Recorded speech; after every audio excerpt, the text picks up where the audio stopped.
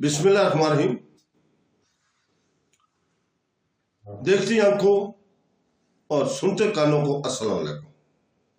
बहनों, भाइयों, दोस्तों और बुजुर्गों, आज हम इस्लामी स्कॉलर्स की इस मालूमाती वीडियो में हम आपके सामने बयान कर रहे हैं मीर सैयद अली हमदानी की स्वान याद और इनके मज़ार की तारीख। तो दोस्तों, मीर सैयद अली हमदानी एक काबिल एहतराम सूफी बुजुर्ग, आलम और कबरिया हुक्म के मुबल्लिग थे, जिन्होंने कश्मीर में इस्लाम की इशाअत में अहम किरदार अदा किया। इनका असर रूहानी तालीमात से आगे खित्ते में समाजी, इक़्तिसादी और सियासी इस्लाह तक फैला। इनकी नुमायां खिदमात की वजह से वो बड़े पैमाने पर शाह हमदान का बादशाह के नाम से मशहूर है। ये मजमून इनके इब्तदाई जिंदगी, सफर, कश्मीर पर असरात और देर पर मरास पर रोशनी डालते हैं। मीर सैयद अली हमदानी 1312 ईस्वी में मौजूदा ईरान के शहर हमदान में पैदा हुए। वो सईदों के मुमताज नस्ब से तल्लुक़ रखते थे। इनका नस्ब हजरत मोहम्मद सल्लल्लाहु अलैहि वसल्लम से जाकर मिलता है। इनके वालिद सैयद शहाबुद्दीन एक मुअज़्ज़िज़, आलम और सूफी थे, जिन्होंने हमदानी के रूहानियत के लिए मैल होने को बहुत मुतासर किया। इब्तिदाई उम्र से ही उन्होंने सख्त इस्लामी तालीमात हासिल की, कुरानी तफसीर, हदीस, फ़िक़्ह, फ़लसफ़ा और तसूफ़ का मुताला किया। वो शेख शरफुद्दीन मुज़फ़्फ़री के शिगिर्द बन गए, जो कि कबरिया तरतीब के एक सरकर्दा सूफी उस्ताद थे, जिनकी बुनियाद नजमुद्दीन कुबरा ने रखी थी। हमदानी की गहरी रूहानी बसीरत और अलमी काबिलियत की इन्हें कबरिया सूफी रवायत के एक बड़े हामी के तौर पर पहचाना जाता है।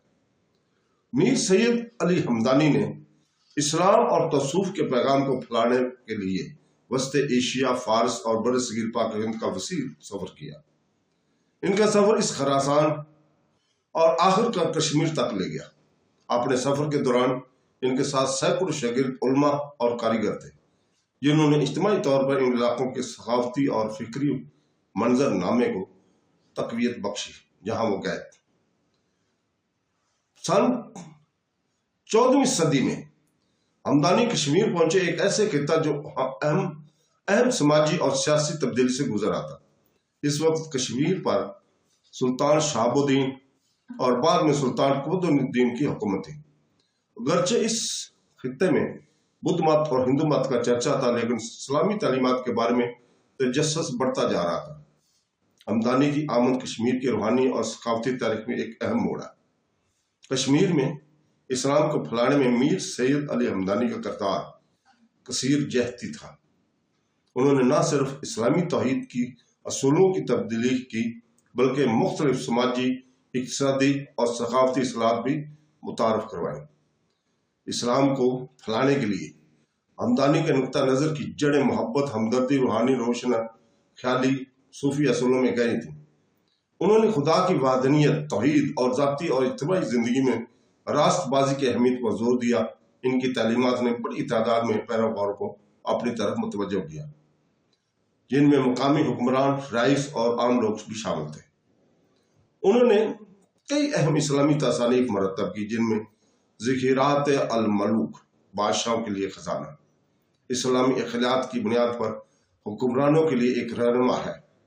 इनके रूहानी खिताबात सादा मगर रहते, इसमें इस्लामी तालीमात कश्मीर के लोगों तक पहुँचती थी।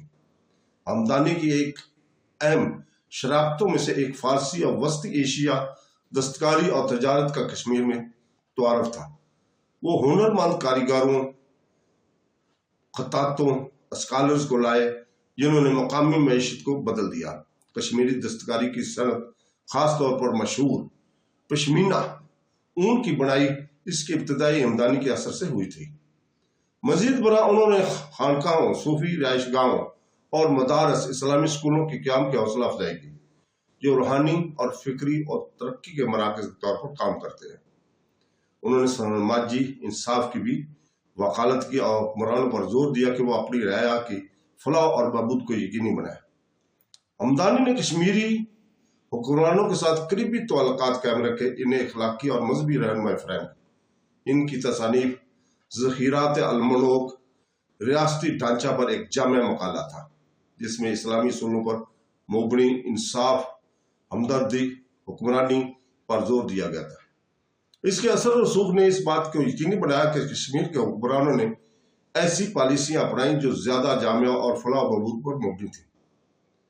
ہمدانی ایک نامور مصنف تھے جنہوں نے الہیات، تصوف اور خیالات پر متعدد کتابیں تحریر کی، جن کے کاموں میں شامل ہیں ذخیرۃ الملوک، حکمرانوں کے حکمرانی اور اخلاقیات پر رہنما، رسالہ مکتوبات، روحانی خطوط کا مجموعہ اور دعاؤں کا ایک مجموعہ کشمیر میں مقبول ہے۔ ان کی تحریروں روحانیت، حکمرانی اور سماجی انصاف کے بارے میں ان کی گہری تفہیم کی عکاسی کرتی ہے، جو ایک پائیدار فکری میراث چھوڑتی ہے۔ میر سید علی ہمدانی کا انتقال 1385 عیسوی میں اپنے ایک سفر کے دوران کنڑ، موجودہ افغانستان میں ہوا۔ بعد میں ان کی میت کو کلوب، تاجکستان میں منتقل کر کے دفن کیا گیا، جہاں ان کا مزار عقیدت مندوں کو راغب کرتا ہے۔ کشمیر میں ان کی میراث خانقاہ مولا سری نگر میں ایک تاریخی صوفی لاج کے ذریعے برقرار ہے، جہاں ان کی تعلیمات نسلوں کو متاثر کرتی رہتی ہے۔ ان کی مذہبی اور سماجی اور اقتصادی اصلاحات کے اثرات کشمیر کے اسلامی ثقافتی تانے بانے میں نمایاں ہے۔ میر سید علی ہمدانی صرف ایک مذہبی مبلغ نہیں تھے، بلکہ ایک تبدیلی لانے والے شخصیت تھے، جن کی خدمات نے کشمیر کی تاریخ کو تشکیل دیا۔ اسلام کو پھیلانے، معاشی ترقی کے فروغ دینے اور حکمرانوں کو رہنمائی میں ان کی کردار نے انہیں اپنے وقت کے سب سے زیادہ بااثر صوفی سنتوں میں سے ایک کے طور پر قائم کیا۔